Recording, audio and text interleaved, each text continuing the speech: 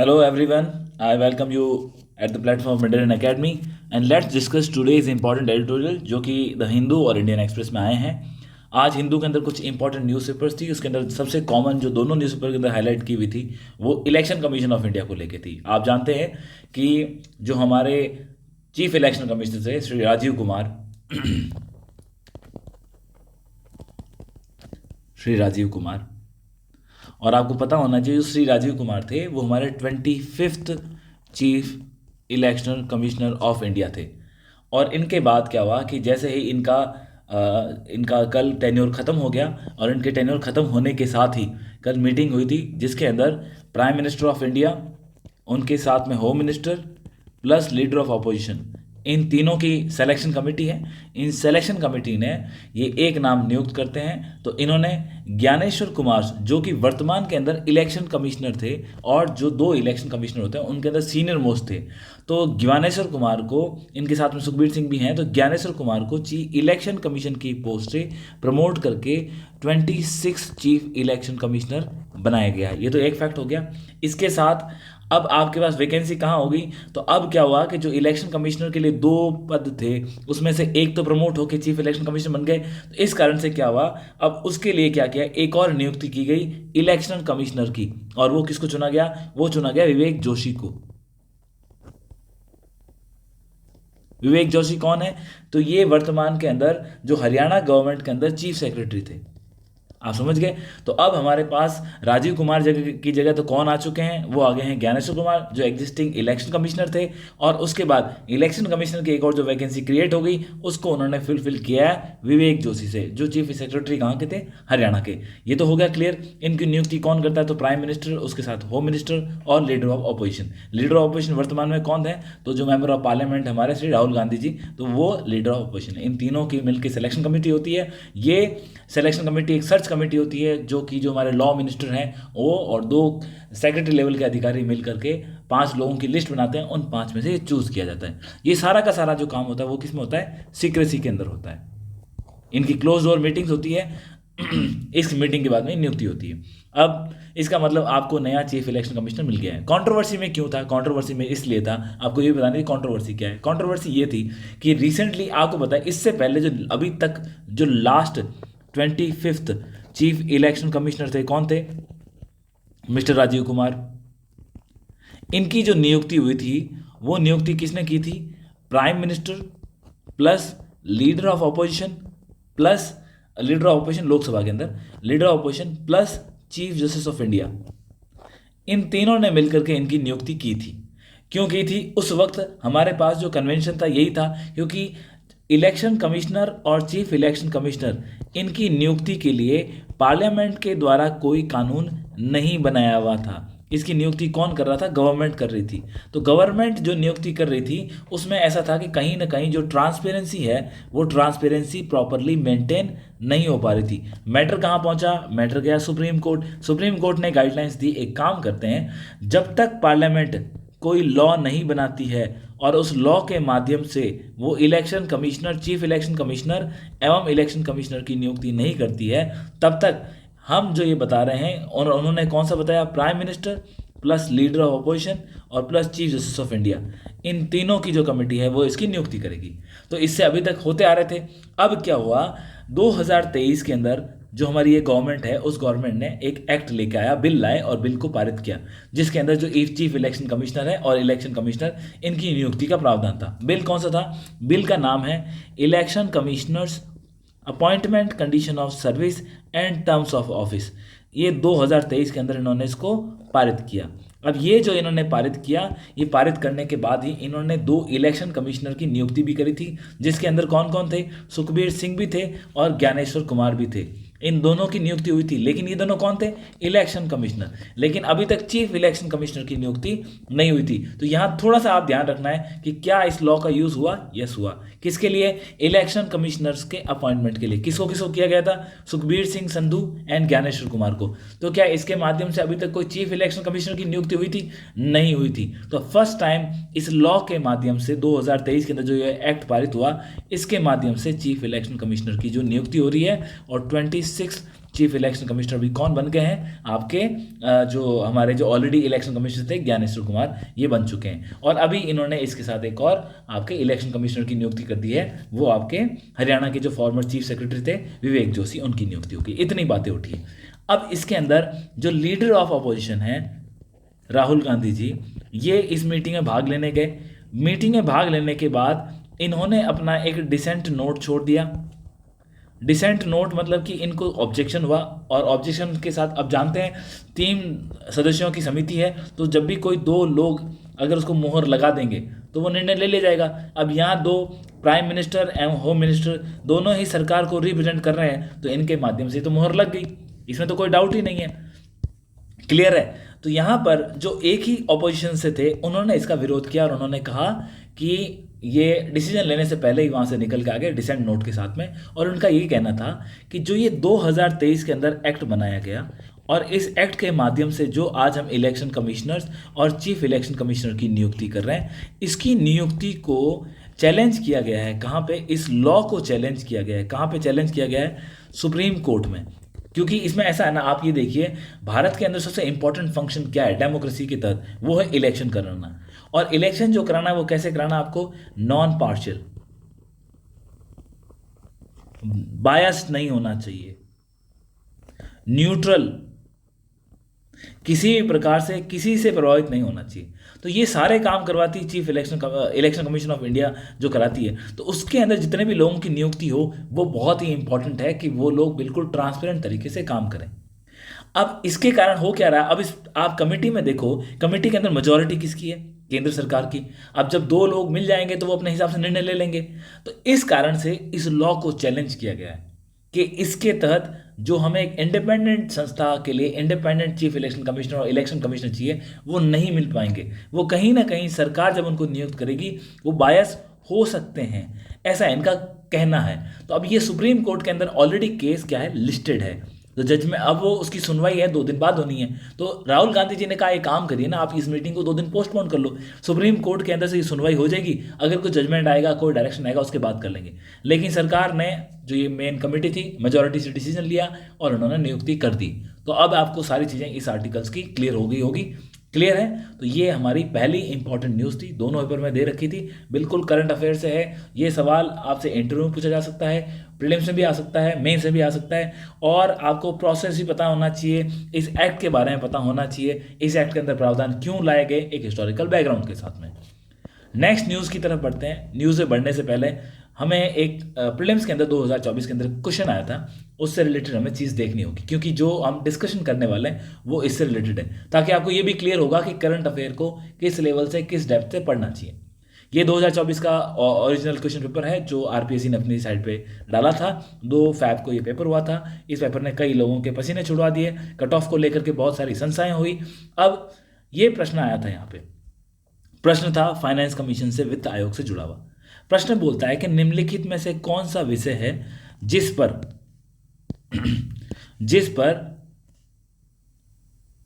निम्नलिखित में से कौन सा विषय है जिस पर 31 दिसंबर 2023 को वित्त मंत्रालय द्वारा अधिसूचित वित्त आयोग अपनी सिफारिश नहीं करेगा।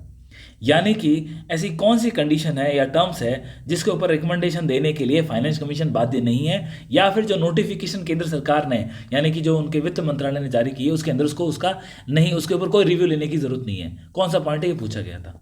अब आप देखो इसके अंदर क्या लिखा गया है। संविधान के अध्याय 1 और भाग 12 के तहत संघ और राज्यों के बीच विभाजित किए जाएंगे या किए जा सकने वाले करों के निवल आगमों का वितरण। निगम आवाला का वितरण क्या है कि डिस्ट्रीब्यूशन है। किसका? कौन सा डिस्ट्रीब्यूशन? जो आपकी नेट प्रोसीड्स है टैक्स की, उसके बीच में। और वो कहाँ मेंशन है? तो वो आपके जो चैप्टर 1 और 12 के अंदर। तो ये तो ऑब्वियसली इसका मेन काम यही है भाई। फाइनेंस कमीशन का मेन काम क्या है? फाइनेंस कमीशन का मेन काम क्या है? जो टैक्स की रिसिप्ट है उन टैक्स की रिसिप्ट का विभाजन होगा, जो डिस्ट्रीब्यूशन होगा किसके बीच में? केंद्र एवं राज्य। तो इसका आपको डिवीजन करना है। तो ये पैसे हैं, ये टैक्स का पूल है, इसका आप विभाजन करोगे। कैसे विभाजन करोगे? केंद्र और राज्यों के मध्य में। ये एक इसका मुख्य काम हो गया। दूसरा काम क्या है इसका? अब जो आपने राज्यों को पैसे दिए, इन राज्यों का इनके बीच में भी तो आपको हॉरिजॉन्टल डिस्ट्रीब्यूशन करना है ना। भाई भारत के अंदर मान लो 29 आपके राज्य हैं, तो 29 राज्यों के अंदर जो यूनियन टेरिटरीज के जो पैसे जाएंगे वो आप कैसे विभाजित करोगे? यूनियन टेरिटरी का पैसा तो केंद्र के तहत जाता है और केंद्र डिस्ट्रीब्यूट करता है, लेकिन राज्यों को यदि पैसा जाएगा तो उसका डिस्ट्रीब्यूशन, सपोज राजस्थान है, तमिलनाडु है, उत्तर प्रदेश है, तो ये वाला विभाजन भी कौन करता है आपका? ये आपका फाइनेंस कमीशन करता है। क्लियर है? तो ये दोनों तो इसके मेन फंक्शन है। इसके अलावा कोई मेन फंक्शन है? हाँ, इसके अलावा भी और मेन सारे फंक्शन है। वो क्या है? अब इसके अलावा इसको यदि और कोई टर्म्स ऑफ रेफरेंस में बात बोली गई है, उसके ऊपर भी उनको अपने वो रिकमेंडेशंस देनी है। और इसके अलावा जो आपको पता है ग्रांट्स इश्यू होते हैं राज्यों को, और जो उनके रेवेन्यू हेड के अंदर पैसे जाते हैं, वो ग्रांट्स के ऊपर भी उसका डिस्ट्रीब्यूशन कैसे करना है, कितने देने हैं, किस मकसद के लिए यूज़ करेंगे, उसके बाद पंचायत के लिए कैसे स्ट्रेंथनिंग का प्रयास किया जाता है, उसके लिए क्या प्रयास, ये सारे के सारे रिकमेंडेशंस आपको कौन देती है? फाइनेंस कमीशन देती है। अब इस प्रश्न के बारे में यही था। नेक्स्ट ऑप्शन था the principle which should govern the grant in aid of the revenue of state out of the consolidated fund of India. जो हमारा संचित निधि है उसके तहत पंचायत और नगर पालिकाएं हैं, उनको भी जो पैसा जाता है, ये थर्ड आ गया और वो सेकंड की बात कर रहा था मैं, दोनों आ गए। तो सेकंड वाला है ही है, कंसोलिडेटेड फंड से आपको कितने ग्रांट देने रेवेन्यू के अंदर, वो है। उसके बाद इसने पंचायत और म्यूनसिपैलिटी के बारे में बात कर ली, ये है। अब लास्ट ऑप्शन क्या था? Review the present arrangement on financing climate management initiative, यानी कि जलवायु प्रबंधन पहल के वित्त पोषण पर वर्तमान व्यवस्था की समीक्षा करना। क्या ये है या नहीं है? अब आप इसके आंसर की भी डिस्कशन करने की जरूरत नहीं है, क्योंकि जिन लोगों ने पार्टिसिपेट किया दे नो वेरी वेल कि इस प्रश्न को हमने डिटेल में देख लिया। अब आगे देखिए, अब ये आज का एडिटोरियल है। एडिटोरियल द हिंदू के अंदर आया और एडिटोरियल क्या बोलता है? Lighten the pollution burden of thermal power state. अब इसके अंदर इस प्रश्न का आपको आंसर मिलेगा, और इस प्रश्न को क्यों पूछा गया वो भी आप यहां से समझोगे, जिससे आपको पता चलेगा कि एडिटोरियल्स जो आते हैं, इंपॉर्टेंट न्यूज़ होती है, उसका एनालिसिस कितना इंपॉर्टेंट है। उससे हमारी न सिर्फ एनालिटिकल स्किल्स बढ़ती है, बल्कि एग्जाम में जो प्रश्न आते हैं उसको समझने की संभावनाएं और करने की, हल करने की संभावित भी बढ़ जाती है। अब ये आर्टिकल के अंदर लेखक क्या बोल रहा है? राइटर का कहना है कि आप देखो हो क्या रहा है। हम जानते हैं कि भारत के अंदर जो इलेक्ट्रिसिटी प्रोड्यूस हो रही है, जो हमारी टोटल क्या है, इलेक्ट्रिसिटी का जनरेशन हो रहा है, उस जनरेशन में मोर देन 50% योगदान किसका है? कोल बेस्ड पावर प्लांट का है, जो कोयला आधारित हमारी ऊर्जा है उसका है। तो उसको हम थर्मल पावर प्लांट्स कहते हैं, और ये थर्मल पावर प्लांट्स आपको पता है राजस्थान के अंदर भी है। अब ये जो आपके थर्मल पावर प्लांट्स हैं, उन थर्मल पावर प्लांट को 3 प्रकार से इसके अंदर ऊर्जा का उत्पादन होता है, मतलब 3 अलग अलग संस्थाएं हैं जहां से वो अपना करते हैं। एक है केंद्र, एक होता है राज्य, और एक क्या होता है? केंद्र प्रायोजित राज्य के अंदर होता है। तो 2 राज्यों के अंदर होते हैं, एक तो राज्य का खुद का होता है, लेकिन एक क्या होता है? राज्य तो कर रहा है लेकिन ऊर्जा किसको जाती है? केंद्र को, और फिर केंद्र उसको डिस्ट्रीब्यूट करता है, और एक केंद्र के खुद के होते हैं। ठीक है, ये 3 प्रकार से होते हैं। यहां पे उसने आंकड़े भी दिए हैं, आंकड़े इतने इंपॉर्टेंट नहीं है, लेकिन फिर भी देख लो क्या बोला गया है। ये देखो 1 सेकेंड। इन्होंने बोला है हमारी टोटल इंस्टॉल कैपेसिटी कितनी है? हमारी 456 गीगावाट के आसपास है। ठीक है, और इसके अंदर से इसने बोला सेंटर कितना है? 23% के आसपास, राज्य कितने हैं? 24% के आसपास, और प्राइवेट सेक्टर कितना है? 54%। और इस 456 गीगावाट में से यदि आप थर्मल की बात करो तो वो लगभग बैठती है आपके 237 गीगावाट। ऑलमोस्ट आप देख लो कि 50% के आसपास होता है ये हमारा जो थर्मल का प्रोडक्शन है। अब ये जो थर्मल पैदा होती है, इस थर्मल के अंदर भी प्राइवेट सेक्टर कितना प्रोड्यूस कर रहा है? लगभग 36%। और जो आपके राज्य हैं वो कितना कर रहे हैं? 32%। और इसके अलावा राज्य और आपके प्राइवेट के अलावा जो केंद्र है वो कितना कर रहा है आपका? 32%। ये हो गया मोटा मोटी आंकड़ा। अब यहाँ पे आपने देखा कि केंद्र का प्रतिशत कितना है? 32%। लेकिन ये जो केंद्र 32% प्रोड्यूस कर रहा है, ये किसी न किसी राज्य के अंदर तो है ही। आप समझ रहे हो? राज्य जो कर रहा है उसको तो उससे फायदा मिल रहा है, लेकिन केंद्र की जो थर्मल की ऊर्जा का उत्पादन होता है और वो किसी राज्य के अंदर हो रहा है, तो उसका फायदा केंद्र को मिलता है, उस राज्य को नुकसान होता है। ये इसमें समझाने का प्रयास किया गया, और इसमें यह बताया गया किस प्रकार से उन राज्यों को नुकसान है। और फिर उन्होंने ये भी बोला है कि उन राज्यों को यदि नुकसान है तो 16th फाइनेंस कमीशन को क्या चीज़ें देखनी चाहिए और उनको किस प्रकार से इंसेंटिवाइज करके पैसे देने चाहिए ताकि एक बैलेंस बन सके। अब ये तो एक कंटेक्स्ट था, अब इसकी स्टोरी की बात करते हैं कि आखिर यहाँ कहना क्या चाहता है। देखो, जो कोयला है उसका मेन हमारे पास रिजर्व कौन सा है, तो आप जानते हैं कि छोटा नागपुर प्लेट्यू।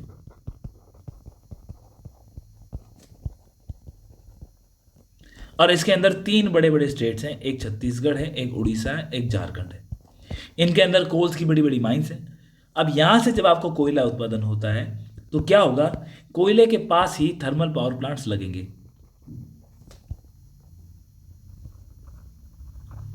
भाई हमारे एग्जाम में एक सिलेबस में पोर्शन भी है मेंस के अंदर कि इंडस्ट्रीज है वो कहाँ लगती है। तो इंडस्ट्री का लगने का एक रीजन ये होता है कि वहां उसको जहां रॉ मटेरियल मिले, ये एक मेन रीजन होता है।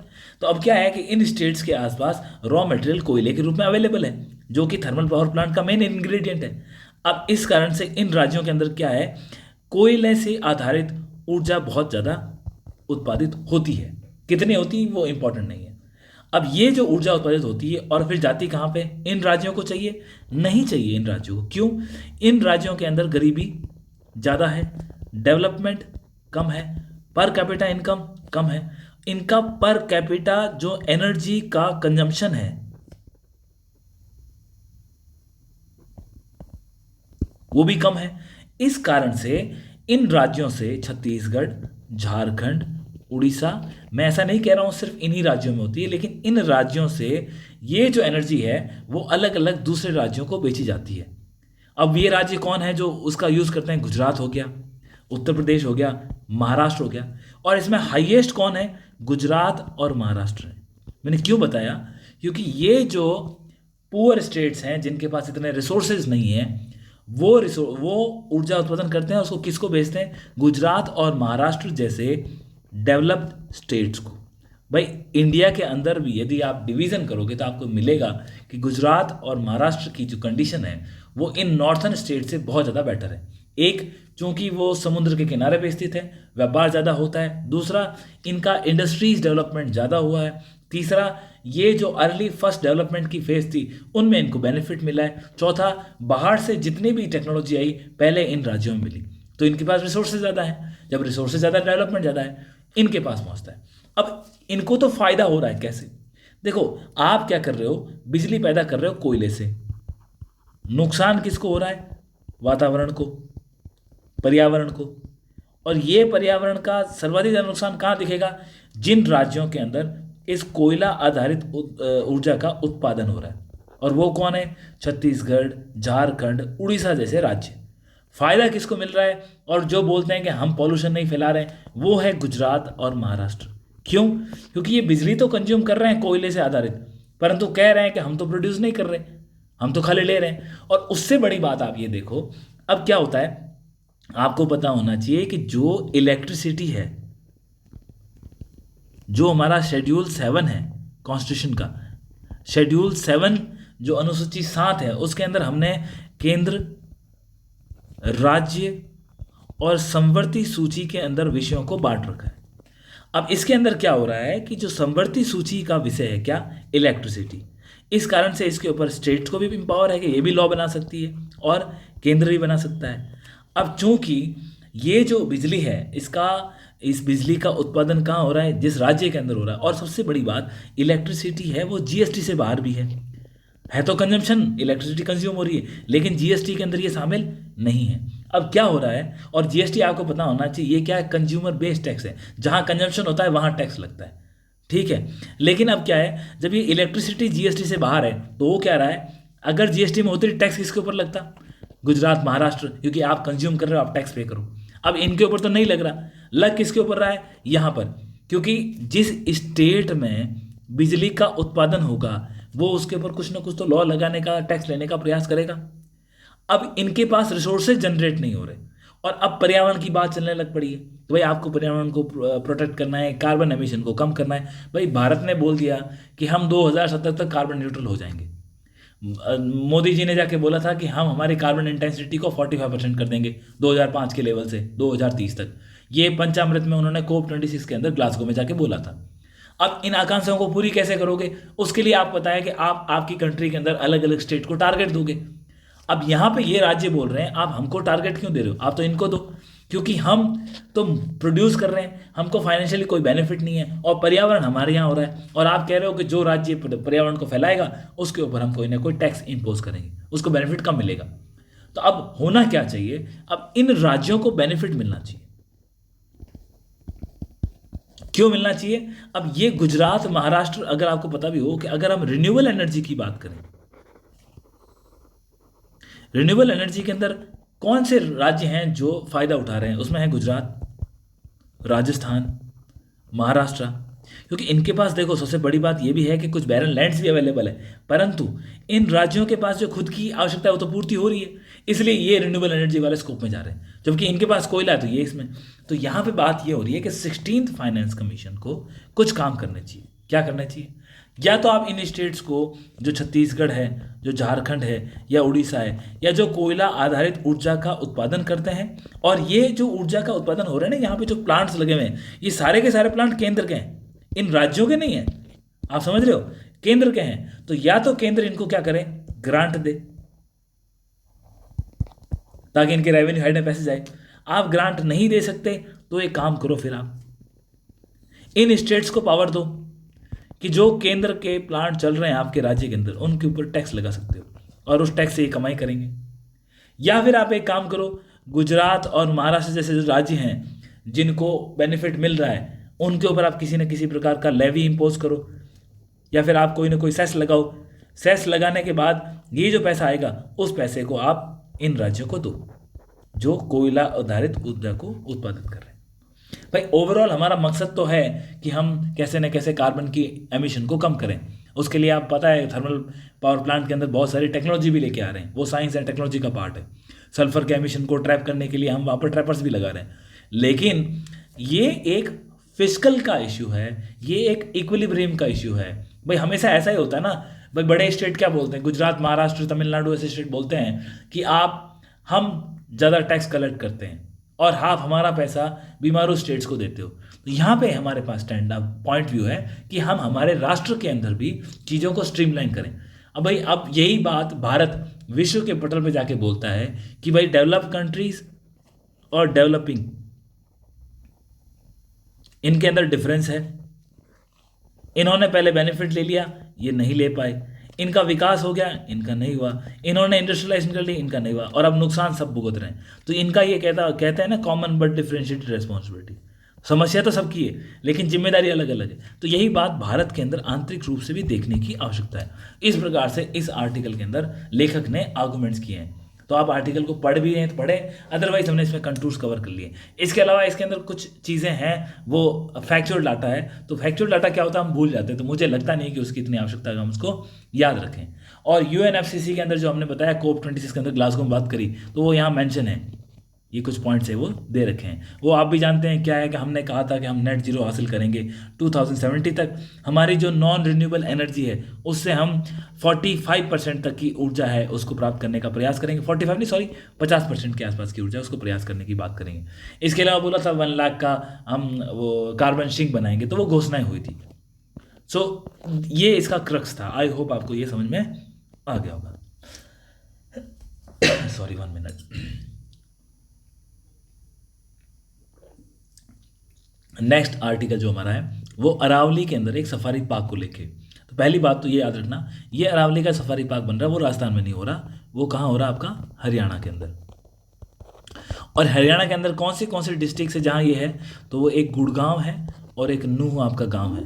नूह बड़ा फेमस था अभी बीच में। क्यों फेमस था आपको पता ही होगा। नूह के अंदर हम जानते हैं कि हिंसा हुई थी, दंगे हुए थे, धार्मिक उन्माद की बातें हुई थी, इसलिए नूह बड़ा फेमस था। अब इसके अंदर क्या हो रहा है कि आखिर हरियाणा गवर्नमेंट करना क्या चाह रही है। इसमें क्या कर रहे हैं, वो एक सफारी पार्क को डेवलप कर रहे हैं। क्या होगा उसके अंदर, उस सफारी पार्क के अंदर एनिमल के केज बनाए जाएंगे, गेस्ट हाउस बनाए जाएंगे, रेस्टोरेंट, टूरिज्म, ये बॉटनिकल गार्डन और सब कुछ, केबल कार वगैरह चलेगी। करना क्या चाह रहे हो आप, टूरिज्म को प्रमोट करना चाह रहे हो ताकि इकोनॉमी को बूम मिले। ये है। अब प्रॉब्लम क्या हो रही है, इस प्रॉब्लम ये है कि यहाँ पे आप क्या कर रहे हो, आप अरावली के रीजन के अंदर, भाई जो अरावली है उसका जो फैग एंड है, आप जानते हैं कि अरावली स्टार्ट कहाँ से होती है, गुजरात से। उसका अंत कहाँ हो रहा है, उसका अंत हो रहा है गुजरात से लेकर के दिल्ली के आसपास, गुड़गांव में, वहाँ पे उसकी जाके लास्ट में। आप जानते हैं Aravalli one of the oldest mountain है। उसके बाद ये रेजिड्यू माउंटेन है, इसके अंदर नेचुरल रिसोर्सेज बहुत हैं, और यहाँ पे कुछ बेनिफिट दिए गए हैं जो हम पढ़ते हैं उसके अलावा। सबसे पहली बात तो बोला है कि जो राजस्थान है ना, इसको ये अरावली क्या करती है, आपको डायगनली कट करती है। ये आपकी अरावली है, तो ये इसको राजस्थान को डायगनली कट करती है। अब कट करने से क्या होता है, आप जानते हैं कि ये जो हमारा एरिया है वो क्या डेजर्ट है। इस डेजर्ट को ये राजस्थान के पूर्वी, इवन हरियाणा, इवन उत्तर प्रदेश, दिल्ली, इनकी तरफ बढ़ने से रोकती है। नंबर एक बात। दूसरा, इसके अलावा ये जो अरावली है इसके अंदर ये रेजिड्यू माउंटेन है। रेजिड्यू माउंटेन होने के कारण क्या है, इसकी जो चट्टानें हैं वो इसका घर्षण हुआ है और ये अलग अलग भी हो गई है। तो इनके बीच में क्या है, पानी के एक्वीफर्स बन गए हैं। एक्वीफर में क्या होता है, बारिश का पानी होता है, वो इनके अंदर स्टोर होता है। जब ये पानी स्टोर होता है तो ये क्या करता है, ग्राउंड वाटर को रिचार्ज करता है। अब आपको ये समझना है कि ग्राउंड वाटर को अगर रिचार्ज करता है तो ये जो राजस्थान का ये जो क्षेत्र है, इवन जो हरियाणा का ये क्षेत्र है, ये कैसा है, ये जो सेंट्रल ग्राउंड वाटर की जो रिपोर्ट्स आती है उस रिपोर्ट के अंदर बोला गया है कि यहाँ पर पानी की कमी है और वाटर स्ट्रेस एरिया है। अब इस वाटर स्ट्रेस एरिया के अंदर इन एक्वीफर्स के कारण पानी की प्राप्ति होती है। अब यदि यहाँ पे ये पानी नहीं आता है तो इसके अंदर हमें नुकसान देखने को मिलेगा, ग्राउंड वाटर का रिचार्ज नहीं होगा, ऑलरेडी वाटर स्ट्रेस है, तो लोगों को जो पानी पीने की जो उनकी आवश्यकता है मूलभूत, जो उनके पशुपालन के लिए या इवन कृषि तो बहुत दूर की बात है, पशुपालन और व्यक्तिगत जीवन के लिए आवश्यक है, उसकी भी मांग पूरी नहीं हो पाएगी। तो मैंने 3 इंपॉर्टेंट आपको एम बताए जिसमें क्या होगा, नुकसान होगा। इसके अलावा भी इसकी अहमियत है, इसके अंदर नेचुरल रिसोर्सेज हैं। अब इसके अलावा आपको पता है कि यहाँ पर एक विविध प्रकार की बायोडाइवर्सिटी भी है। यहाँ आपको पता है कि बहुत प्रकार के हमको जानवर मिलते हैं और फ्लोरा और फौना दोनों मिलते हैं। लेकिन क्या हो रहा है, इन कारणों से हमको अरावली के अंदर अगर हम इस प्रकार से इंक्रोचमेंट करेंगे तो इसमें कमी आ जाएगी। अब यहाँ पे क्या हुआ है कि ये जो विरोध किया ना, ये क्या हुआ, यहाँ पे जो इंडियन फॉरेन सर्विस के लगभग 30 ऑफिसर्स हैं, प्रिसाइसली आई थिंक 37 के आसपास, यस 37 रिटायर्ड ऑफिसर्स हैं। ये रिटायर्ड ऑफिसर्स हैं इंडियन फॉरेन सर्विस के, फॉरेस्ट सर्विस के, जो फॉरेस्ट सर्विस के, इन 37 ऑफिसर्स ने प्राइम मिनिस्टर नरेंद्र मोदी जी को चिट्ठी लिखी है और उन्होंने कहा है कि आप जो ये हरियाणा गवर्नमेंट प्रोजेक्ट लेके आ रही है इसको ड्रॉप कर देना चाहिए। क्यों, हमारा एम क्या है, हम अरावली को कंजर्व करना चाहते हैं, हम अरावली को बचाना चाहते हैं। अरावली क्यों बचानी है, उसके रीजंस ये हमारे पास हैं। तो हमें इसको बचाने के लिए हमें यहाँ पे टूरिज्म को प्रमोट नहीं करना चाहिए, हमें यहाँ पे इकोलॉजिकल बैलेंस को बनाए रखना है। और हमें यहाँ पे क्या होना चाहिए, फॉरेस्ट रिजर्व बनाओ, आप टाइगर रिजर्व चाहिए तो वो बनाओ, आप इस प्रकार से यहाँ प्रोटेक्टेड रिजर्व, इन चीज़ों को डेवलप करो। ये इन्होंने ये बात बोली, इसलिए ये आर्टिकल बहुत इंपॉर्टेंट है, स्पेशली चूंकि अरावली का बहुत बड़ा भाग है वो राजस्थान के अंदर है, तो इसलिए ये बातें उठ के आई है। मैंने आपको इसका क्रक्स बता दिया है और इसके साथ ये भी बोला गया है कि अरावली जो है उसको एक नेचुरल कंजर्वेशन जोन की तरह हमको डिक्लेयर करके काम करना चाहिए। आई होप चीज़ें क्लियर हो गई होगी यहाँ से। ये यहाँ पे अरावली सफारी पार्क की बात है, याद रखना राजस्थान गवर्नमेंट नहीं कर रही, कहीं अरावली देख करके आपसे कोई एग्जाम में पूछ ले, आप उसको अगर नहीं आते हो, अगर आप इन चीज़ों को पढ़ोगे तो आपको पता होगा हम किस बारे में बात कर रहे हैं। कई बार नहीं पढ़ते हैं तो कन्फ्यूजन होता है। अब आगे बढ़ते हैं, तो टोकामक रिएक्टर के बारे में तो आपने सुना ही होगा। टोकामक रिएक्टर क्या है, टोकामक रिएक्टर चाइना ने क्या किया, आप जानते हैं कि जो न्यूक्लियर एनर्जी है उसको प्रोड्यूस करने के, देखो हम जानते हैं कि जो न्यूक्लियर एनर्जी है वो 2 प्रकार से जनरेट होती है, एक होती है फ्यूजन के द्वारा और एक होती है फिशन के द्वारा। न्यूक्लियर फिशन और nuclear fusion and nuclear fission. तो अब इसके अंदर फिशन का मतलब तो आपका यही विखंडन हो गया, ठीक है। अब क्या हो रहा है, आप ये देखो, अब आप जानते हैं कि न्यूक्लियर फिशन के माध्यम से तो हम ऑलरेडी न्यूक्लियर एनर्जी प्रोड्यूस कर रहे हैं, क्योंकि जितने भी हमारे न्यूक्लियर पावर प्लांट्स हैं वो जो ऊर्जा का उत्पादन करते हैं वो फिशन के माध्यम से, विखंडन से होता है। होता क्या है, आप कोई अनस्टेबल जो न्यूक्लियर एलिमेंट है, स्पेशली हम यूरेनियम 235 की बात करते हैं जिसको हम जनरली लेते हैं, तो यूरेनियम 235 को हम जब लेते हैं तो यूरेनियम 235 है उसका इस्तेमाल करते हैं और इसके ऊपर क्या करते हैं, हम जो लाइट न्यूट्रॉन से उससे इसके ऊपर अटैक करते हैं, तो क्या होता है, इसका विखंडन होता है और इसके अंदर से हमको अगेन कोई ना कोई एलिमेंट मिलता है, जैसे इसमें क्रिप्टॉन और जिनॉन मिलते हैं आपको। और इसके साथ आपको न्यूट्रॉन्स मिलते हैं और साथ में एनर्जी का जनरेशन होता है। यही बेसिक प्रिंसिपल है फ्यूज़न का। अब फ्यूज़न में इसके विपरीत होता है। आप क्या करते हो, कोई हल्का एलिमेंट लेते हो और उस एलिमेंट को लेकर के उसी के आप उसके जो आइसोटॉप्स है उसको लेकर के उसको फ्यूज़ करने का प्रयास करते हो कि दो हमने क्या किए, एलिमेंट्स ले लिए। जैसे इन एलिमेंट्स को मैं हाइड्रोजन, जो आप जानते हो सबसे हल्का एलिमेंट है, तो हमने इसी के दो आइसोटॉप ले लिए, जैसे ड्यूटेरियम ले लिया या ट्राइटेरियम ले लिया। तो ये ड्यूटेरियम हो गया, ये ट्राइटेरियम हो गया। इनको लेकर के आपने एक हाई एनर्जी दे करके इनको फ्यूज़ करने का प्रयास किया, और जब आप इन दोनों को मिला के फ्यूज़ करते हो तो एनर्जी जनरेट होती है। ये किसका कंसेप्ट है, न्यूक्लियर फ्यूजन। एग्जाम्पल क्या है, जो न्यूक्लियर पावर प्लांट्स में जो होता है वो क्या होता है, आपका फिशन होता है। चाहे वो आपका कुदनकुलम हो, चाहे आपका वो जैतपुर हो, तारापुर हो, इसमें कई डेवलप भी नहीं हुए, काम चल रहा है, लेकिन वहाँ न्यूक्लियर फ्यूजन कहाँ होता है, ये सन के अंदर देखने को मिलेगा, सूर्य के अंदर।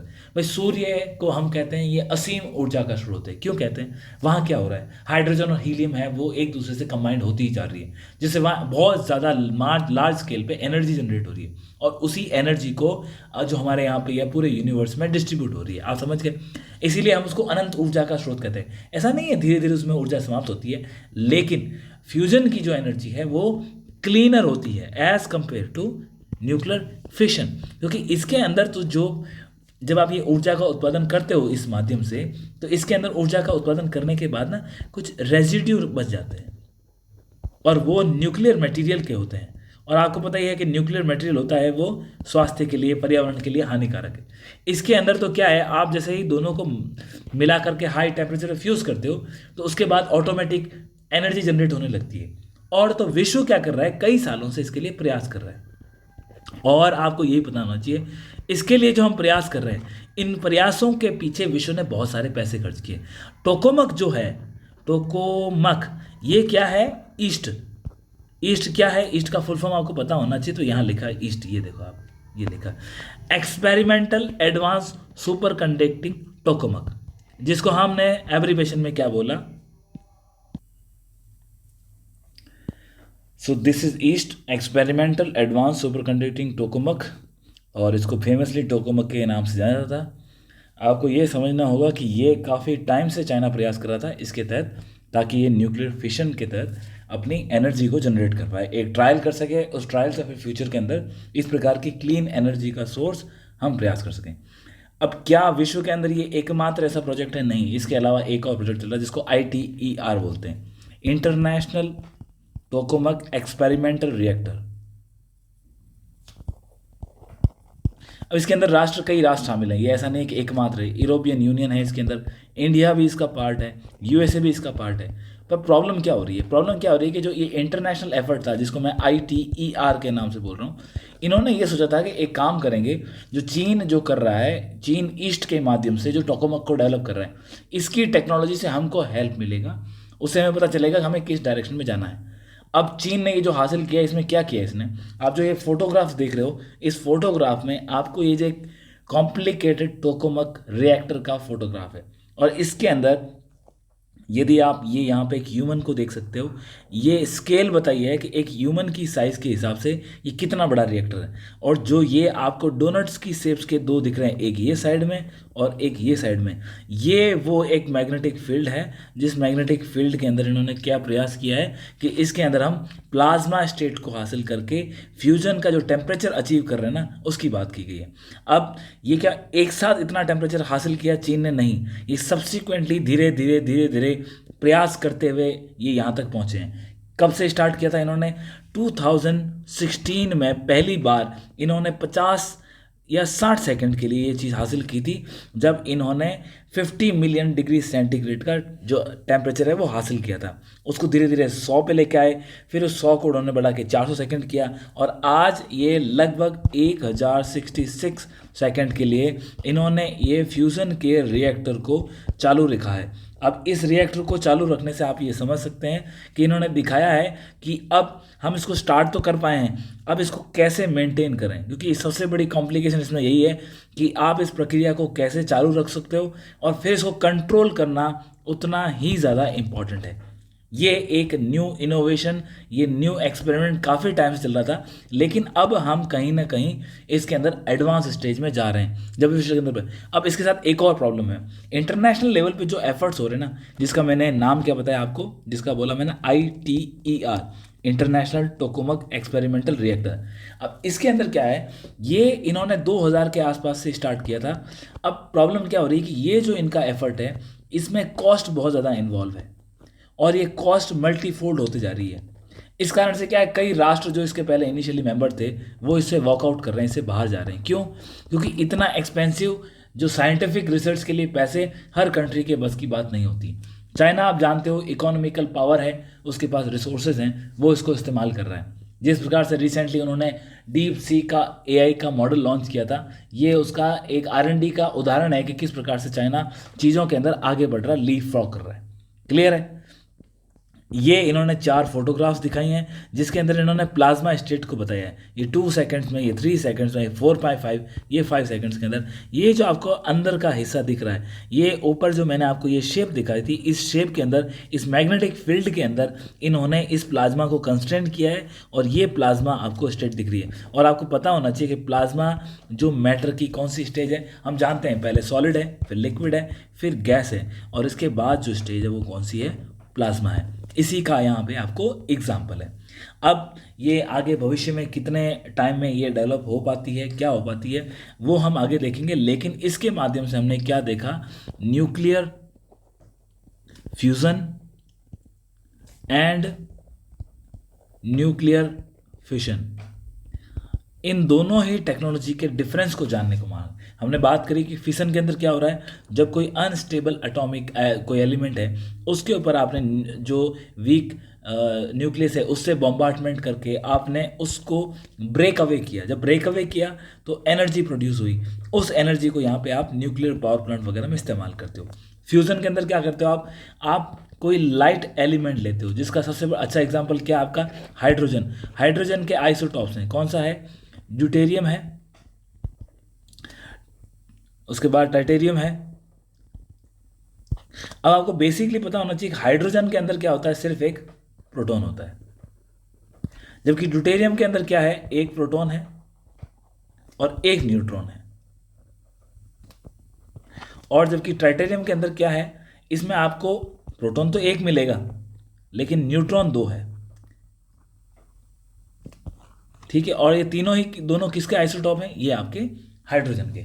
अब इसके अंदर आपको क्या करना पड़ेगा? आपको जो दोनों, आप जानते हैं कि जब इन ड्यूटेरियम को और ट्रिटेरियम को, इन दोनों को आप फ्यूज़ करके न्यूक्लियर फ्यूज़न हासिल करने का प्रयास कर रहे हो, इस कंडीशन में यहाँ आप जानते हो यहाँ एक प्रोटॉन था, इसके अंदर भी एक प्रोटॉन है, लेकिन एडिशनली इसके अंदर 2 न्यूट्रॉन है। अब हो क्या रहा है, जब प्रोटॉन और प्रोटॉन दोनों आपस में जुड़ेंगे, प्रोटॉन ही पॉजिटिव होता है, ये वाला पॉजिटिव है, तो 2 पॉजिटिव आपस में जुड़ेंगे तो ये एक दूसरे से दूर भागने का प्रयास करेंगे, तो एक रिपल्शन निकलता है।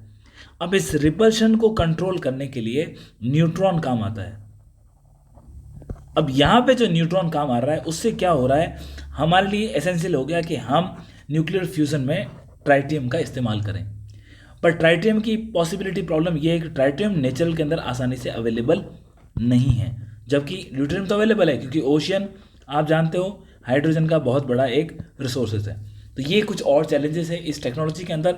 अभी हमें ये याद रखना है कि ये टेक्नोलॉजी की बात चल रही है। अगर कुछ इसमें से कोई एग्जांपल आता है, कोई पूछा जाता है कि ईस्ट किसका एफर्ट है, तो चाइना का है।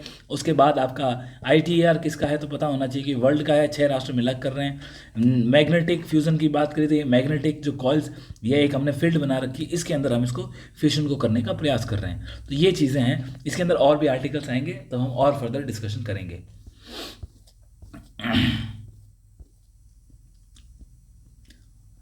अब जॉर्जिया के अंदर क्या हो रहा है, वहाँ पर पॉलिटिकल डीस्टेबिलिटी हो रखी है। तो ये आर्टिकल दोबारा से कुछ कोल्ड वॉर के इंसिडेंट्स को लेकर के हासिल हुआ है कि जॉर्जिया में किस प्रकार से दोबारा जो डिस्टर्बेंस हो रहे हैं, उस डिस्टर्बेंस के कारण विश्व के अंदर एटमॉस्फेयर बिगड़ रहा है। अब कैसे इंटरनेशनल रिलेशन में ये रोल प्ले करेगा उसको समझेंगे। लेकिन आपको ये समझना है, मेंस के हिसाब से ये क्वेश्चन आपसे नहीं पूछा जाएगा, इंटरव्यू में पूछा जा सकता है, प्रीलिम्स में क्वेश्चन आ सकता है। अब मेंस में नहीं पूछने की संभावना क्यों नहीं है? कि डायरेक्टली सिलेबस में मेंशन नहीं है। अब इस जानकारी को अगर आप कैसे इस्तेमाल कर सकते हो वो आपके ऊपर है। आपको पता होना चाहिए सबसे पहले कि क्या हुआ था जब कोल्ड वॉर स्टार्ट हुआ था। कोल्ड वॉर एंड कब हुआ? 1991 के अंदर, और उस टाइम यूएसएसआर का विघटन हो गया। और यूएसएसआर का विघटन हुआ तो यूएसएसआर के जो अर्स्टवाइल पार्ट थे कौन कौन से, जिसमें जॉर्जिया है, या फिर आपका यूक्रेन था, या फिर कजाकिस्तान है, किर्गिस्तान है, इन राष्ट्रों का धीरे धीरे जो इससे अलग हुए ना, उसको एक रिवॉल्यूशन के माध्यम से बताया गया। अब एग्जाम्पल लें यदि, तो यहाँ पे राइटर कह रहा है कि जॉर्जिया के अंदर साल 2003 के अंदर कौन सी रिवॉल्यूशन हुई थी? रोज रिवॉल्यूशन हुई थी। उसके बाद यूक्रेन के अंदर क्या हुई थी? ये तो जॉर्जिया की होगी। यूक्रेन के अंदर साल 2004 के अंदर ऑरेंज रिवॉल्यूशन हुआ था, यह मेंशन किया है, ठीक है। उसके बाद किर्गिस्तान के अंदर 2005 के अंदर आपकी टुलिप रिवॉल्यूशन हुई। इन रिवॉल्यूशन ने क्या किया? इन तीनों ही राष्ट्रों में रिजीम चेंज हुए। जब ये रिजीम चेंज हुए तो रशिया ने बोला कि ये वेस्ट की हमें काउंटर करने की पॉलिसी है और वो हमारे राष्ट्रों के अंदर बीच में डिस्टर्ब कर रहा है। अब वेस्ट ने क्या किया? वेस्ट ने यहाँ पर डेमोक्रेटिक प्रिंसिपल को सेटअप करने का प्रयास किया। अब हो सकता है इन राष्ट्रों के अंदर जो ये रिवॉल्यूशंस आई वो उनका खुद का इंटरनल पॉलिटिक्स का रोल भी हो सकता है, परंतु वेस्ट का जो इंटरफेरेंस था वो विजिबल था। अब क्या हुआ? वेस्ट ने इनको अपने अलाई के रूप में, इसके अंदर कैपिटलिज्म के सुधार के रूप में लेके तो आ गया, परंतु फिर भी इनके अंदर आज भी पॉलिटिकल डिस्टेबिलिटी है। यूक्रेन को आप देख सकते हो 2004 के अंदर ये इसके अंदर ऑरेंज रिवॉल्यूशन आई, लेकिन वर्तमान के अंदर भी 2014 के अंदर 10 साल बाद क्रीमिया वाला इश्यू हो गया था, और उससे 10 साल पहले ही 2022-23 के अंदर आपका ये अगेन डोनबास रीजन के अंदर रशिया ने एक इसके खिलाफ ऑपरेशन लॉन्च किया, जो आज फुल फ्लैश वॉर बन के पूरे विश्व के लिए समस्या बना हुआ है। तो आपको ये समझना होगा ये जो रिवॉल्यूशन का दौर था वो आज भी एक प्रॉब्लम क्रिएट कर रहा है, क्योंकि अब दोबारा जॉर्जिया के अंदर फिर से एक पॉलिटिकल इनस्टेबिलिटी क्रिएट हो गई है। और जॉर्जिया चूंकि एक लिंक है किसका? यूरोप का और एशिया का, तो ये एक क्रिटिकल जंक्शन बनता है। ऑलरेडी आप जानते हैं कि मिडल ईस्ट और जो हमारा एशिया का साउथ ईस्ट एशिया है, ये सारे के सारे एरियाज हैं वो पॉलिटिकली वॉलेटाइल हैं। तो इस कारण से अभी इसमें एक नया एंट्रेंस आ गया है। तो अगर आपसे कोई पूछा जाए कि अभी इस क्षेत्र में अंदर जहाँ पे यूरोप और एशिया की बॉर्डर्स में कौन से राष्ट्र के अंदर पॉलिटिकल अनसर्टेनिटी चल रही है या रिवॉल्यूशन के हालात बन रहे हैं, तो वहाँ जॉर्जिया आपको सही करना है। एक बात तो ये होगी। फिर अगर आपसे पूछ लें इन रिवॉल्यूशन के बारे में, ये कौन सी कंट्री के अंदर कौन सी रिवॉल्यूशन हुई, तो आप वहाँ से इनको ओके कर सकते हैं। क्लियर है? अब यहाँ पे एक जो हमारा अगेन एक मॉलवेयर का अटैक सामने आया, साइबर सिक्योरिटी थ्रेट से कंसेप्ट ये आर्टिकल है। इसमें बोला है कि एक डीडीओएस का फुल फॉर्म होता है, डीओएस का फुल फॉर्म समझो। डीओएस होता है डिनायल ऑफ सर्विस। आपने कोई चीज़ डिमांड की, आपको मना कर दिया, उसको डिनायल ऑफ सर्विस करते हैं। डीडीईओएस होता है डिस्ट्रीब्यूटेड डिनायल ऑफ सर्विस। इसको हम कंसेप्ट को बाद में समझेंगे। अब हुआ क्या है, ये एक मॉलवेयर है। इस मॉलवेयर को कर्नाटका का एक कावेरी 2.0 एक गवर्नमेंट ऑफ कर्नाटका का एक वेब बेस्ड पोर्टल है, उसके ऊपर वो लोग क्या करते हैं, प्रॉपर्टी से संबंधित रजिस्ट्रेशन का काम होता है। अब हुआ क्या है, इस कावेरी 2.0 को एक डिनायल ऑफ सर्विस जो मॉलवेयर है उससे इंसेप्ट करके इसको डिस्टर्ब किया गया। अब इसको डीडीओएस यूँ बोला गया। इसमें हो क्या रहा है, इसमें क्या किया इन्होंने, ये जो साइबर मिसक्रिएंट होते हैं उन्होंने इस मॉलवेयर को, जो आपने कई बार बहुत सारे बोट्स देखे होंगे, बोट्स किसको बोलते हैं, या जिसको बोटनेट बोलते हैं। बोटनेट क्या होता है, आपका जब सिस्टम कॉम्प्रोमाइज़ हो जाता है, उस कॉम्प्रोमाइज सिस्टम को वो किससे हुआ होगा, किसी मॉलवेयर से हुआ होगा या फिर कोई साइबर अटैक के माध्यम से हुआ। इस कारण जो आपका कॉम्प्रोमाइज सिस्टम होता है उसको क्या बोलते हैं, बोटनेट। फिर उस बोटनेट का इस्तेमाल करते हुए साइबर सिक्योरिटी वाले जो हमारे लिए थ्रेट क्रिएट करते हैं, ये उसके आगे बढ़ के उसका इस्तेमाल करते हुए आपको जो आप सर्विसेज रिक्वायरमेंट होती है उसको मना करते हैं। आपने जो परमिशन मांगी उसके लिए मना करते हैं। अब उसके वो कई प्रकार से प्रॉफिट उठाते हैं, आपका डाटा सिक्योरिटी, आपकी डाटा ब्रीच, या फिर आपके कुछ रिसोर्सेज हैं उनको ले सकते हैं, या फिर आपसे कोई ना कोई रैंसम की डिमांड भी कर सकते हैं। लेकिन यहाँ पे क्या हुआ है, ये क्या हुआ है, इस सिस्टम को, ये पब्लिक गुड्स के रूप में सिस्टम था क्योंकि लोगों की डिमांड थी यहाँ से पूरी हो रही थी। अब यहाँ पे इन्होंने क्या किया, इस सिस्टम को हैक करके लोगों के मन में एक भावना जगा दी कि गवर्नमेंट की जो साइबर सिक्योरिटी और गवर्नमेंट का जो साइबर इकोसिस्टम है वो दोनों ही सुदृढ़ नहीं है। ना तो इन्होंने पैसे की डिमांड करी और ना कोई और। इन्होंने क्या किया, इस DDoS के माध्यम से अगर मान लो ऑनलाइन पब्लिक ने कोई अपनी डिमांड प्लेस की कि मेरा ये प्रॉपर्टी का रजिस्ट्रेशन करना है, तो वहाँ पे क्या हो रहा है, वो उसको सर्विस प्रोवाइड ही नहीं कर रहा है। और ऐसा बहुत सारे लोगों के साथ हुआ। और ऐसा कैसे किया उन्होंने, उन्होंने एक डिसेंट्रलाइज नेटवर्क के माध्यम से पूरे सिस्टम को हैक कर लिया। तो आपको यहाँ पे एग्जाम पर्सपेक्टिव से कावेरी 2.0 को पता होना चाहिए और DDoS क्या है इसके बारे में पता, इतना ही रिलेटेड है हमारे लिए। So that's all for today's editorial. जो हमारे इंपॉर्टेंट एडिटोरियल्स थे उन्हें डिस्कस कर लिए। इलेक्शन कमीशन ऑफ इंडिया जिसके ऊपर आगे सुप्रीम कोर्ट का जजमेंट आने वाला है उसको ध्यान में रखना है। उसके बाद जो एक प्रोसेस फॉलो किया गया उस प्रोसेस के तहत किस प्रकार से ये कमेटी गठित की गई, उसके बाद सुप्रीम कोर्ट के क्या इस पर रिव्यूज़ आए, इन सारी चीज़ों को हमने देखा, ये इंपॉर्टेंट था। फिर हमने देखा जो ईस्ट है experimental advance super conductive tokamak, जो चाइना का एक न्यूक्लियर फ्यूजन को करने का एक प्रोटोटाइप है, उसके बारे में बात करी। फिर इसी प्रकार से विश्व भी प्रयास कर रहा है, विश्व वाले को देखा ITER को, इंटरनेशनल टोकामक एक्सपेरिमेंटल रिएक्टर, जिसके अंदर 6 देश शामिल हैं और भारत भी इसका पार्ट है। इसका ITER का टारगेट 2033 तक इस प्रोटोटाइप को सक्सेसफुल बनाने का है ताकि हमको क्लीन एनर्जी के माध्यम से आगे बढ़ सके।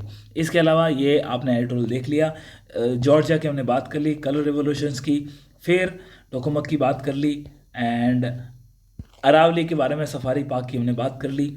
और लास्ट के अंदर एक इम्पॉर्टेंट एडिटोरियल था, वो था हमारा जो थर्मल पावर प्लांट है उसके अंदर कि उसको पॉल्यूशन को कैसे कंट्रोल किया जाता है और क्या है। तो ये सारी बातें आज के जो हमारे इंपॉर्टेंट डिस्कशन थे हमने कर लिए। We will meet again tomorrow. Thank you so much.